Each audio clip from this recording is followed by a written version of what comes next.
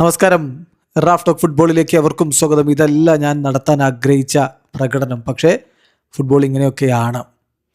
ആരാധകരോട് Neymar junior പറയുകയാണ്, Santos versus Corinthians പോരാട്ടം, ഇന്നലെ നടന്ന മത്സരം, അതിൽ നെയ്മർ വളരെ ആവറേജ് ആയിട്ടുള്ളൊരു പെർഫോമൻസ്, അല്ലെങ്കിൽ അതിലും താഴെയുള്ളൊരു പെർഫോമൻസാണ് നടത്തിയത്.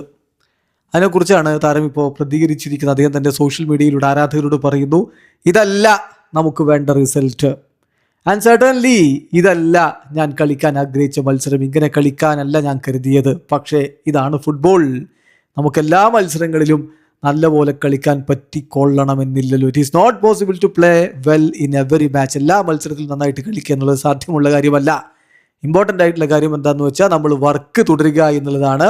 അപ്പോൾ സാന്റോസിൻ്റെ ആരാധകരെ, നിങ്ങൾ വളരെ അമേസിംഗ് ആയിരുന്നു എന്നാണ് നെയ്മർ ജൂനിയറുടെ പ്രതികരണം. അതല്ല, നെയ്മറുടെ പ്രകടനം പ്രറ്റി ആവറേജ് ആയി പോയി, അദ്ദേഹം തൻ്റെ ഫോമിൽ കൺസിസ്റ്റൻസി പുലർത്തുന്നില്ല എന്നുള്ള ആരോപണം ഒരു ഭാഗത്ത് നിന്ന് വരുന്നുണ്ട്. പക്ഷെ അദ്ദേഹം കളിയിലേക്ക് തിരികെ വന്ന് തൻ്റെ റിതം തിരികെ പിടിക്കുന്നല്ലേ ഉള്ളൂ. കുറച്ച് സമയം കൊടുത്താൽ നെയ്മർ പഴയ നെയ്മർ ആകുമെന്ന പ്രതീക്ഷയിൽ തന്നെയാണ് ആരാധകരുള്ളത്. ഇപ്പോൾ കൊറിന്ത്യൻസിനെതിരെയുള്ള കളിയിലെ നെയ്മറുടെ പ്രകടനത്തിൻ്റെ കണക്ക് നോക്കിയാൽ ഒരു അസിസ്റ്റ്, ഒരു ബിഗ് ചാൻസ് ക്രിയേറ്റ് ചെയ്തു, 4 കീ പാസുകൾ, 23 പാസുകളാണ് ആകെ കൊടുത്തതിൽ 16 ലക്ഷ്യത്തിലെത്തിയുള്ളൂ. 70% മാത്രം പാസിംഗ് ആക്യുറസി. 12 ഡ്യുവൽസിൽ 4 മാത്രമാണ് വിൻ ചെയ്തത്. 6.6 ആയിരുന്നല്ലോ sofascore.com നൽകിയ റേറ്റിംഗ്. സോ നെയ്മർ തന്നെ പറയുന്നു, ഇതല്ല ഞാൻ കളിക്കാൻ ആഗ്രഹിച്ച അല്ലെങ്കിൽ നടത്താൻ ആഗ്രഹിച്ച പ്രകടനം.